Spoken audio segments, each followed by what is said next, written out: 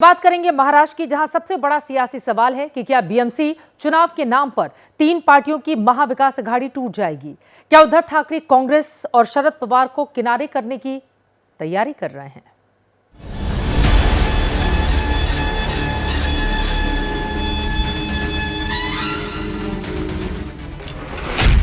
क्या उद्धव का मन राहुल और पवार से उचट रहा है? क्या उद्धव ठाकरे महाअघाड़ी से पीछा छुड़ा रहे हैं? क्या उद्धव अपनी लड़ाई अब अकेले लड़ना चाहते हैं? ये 3 सवाल महाराष्ट्र में चुनाव नतीजों के बाद सामने आए थे और अब फिर उठकर आ रहे हैं, क्योंकि अब महाराष्ट्र के मिनी चुनाव यानी बीएमसी चुनाव है। उद्धव ठाकरे के कांग्रेस और शरद पवार से अलग रास्ता पकड़ने की ये अटकलें संजय राउत के इस बयान से शुरू हुई, जिसमें उन्होंने कहा है कि बीएमसी में हमारे लोगों का मन अकेले चुनाव लड़ने का है। आम्ही भारतीय जनता पक्षाबरोबर युतीमध्ये होतो तेव्हाही स्थानिक स्वराज्य संस्था स्वबळावर लढाव्या अशी कार्यकर्त्यांची मागणी आणि भूमिका कायम असते। कारण खाली काही जागा ज्या आम्हाला वाटत होतं आम्हाला मिळायला पाहिजे, ज्या आम्ही अधिक चांगल्या प्रकारे लढून जिंकू शकलो असतो त्या आम्हाला मिळाल्या। संजय राउत का बयान आते ही कांग्रेस और एनसीपी शरद गुट के कान खड़े हो गए। भीतर ही भीतर बातें हुई, बयान का मतलब पूछा गया। उसके बाद एनसीपी शरद गुट ने कहा कि संजय राउत ने ऐसा कोई ऐलान नहीं किया है, सिर्फ अपने लोगों के मन की बात कही है।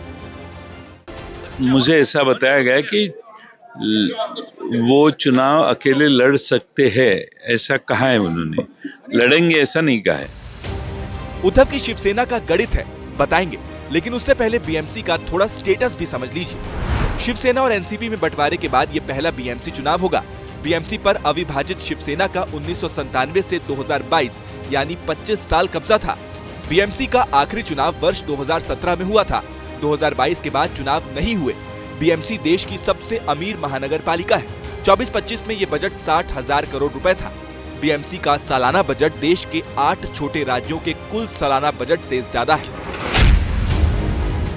उद्धव की शिवसेना बीएमसी में अकेले लड़ने पर इसलिए कॉन्फिडेंट है क्योंकि हाल ही में महाराष्ट्र के चुनाव में बुरी हार के बावजूद मुंबई में उसका सिक्का चला है। मुंबई में उद्धव सेना ने 10 विधानसभा सीटें जीती हैं और 4 सीटों पर बहुत कम अंतर से हारी है। इसीलिए उसे लगता है कि मुंबई में अपने दम पर जीत सकती है, तो फिर शरद पवार और कांग्रेस को हिस्सा क्यों दे। राउत का बयान कांग्रेस के लिए सदमे जैसा है, लेकिन कांग्रेस जल्दबाजी में कुछ भी बयान देने से बच रही है। लोकल बॉडी का चुनाव हमेशा, वैसे भी सभी पार्टियां, जब हम लोग राष्ट्रवादी और कांग्रेस युति में थे तभी भी हम लोग अलग अलग लोकल बॉडी का चुनाव लड़ते हैं। अब आने वाले दिनों में हम लोग चर्चा महाविकास अघाड़ी में करेंगे, जो भी उचित होगा निर्णय लिया जाए।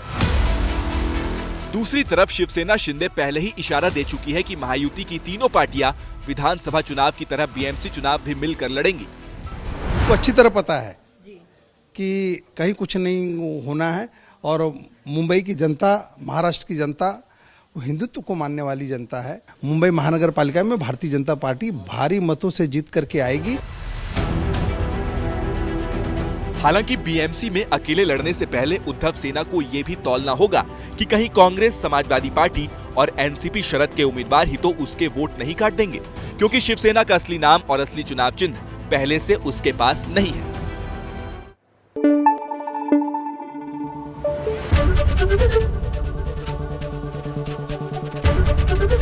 एबीपी न्यूज आपको रखे आगे।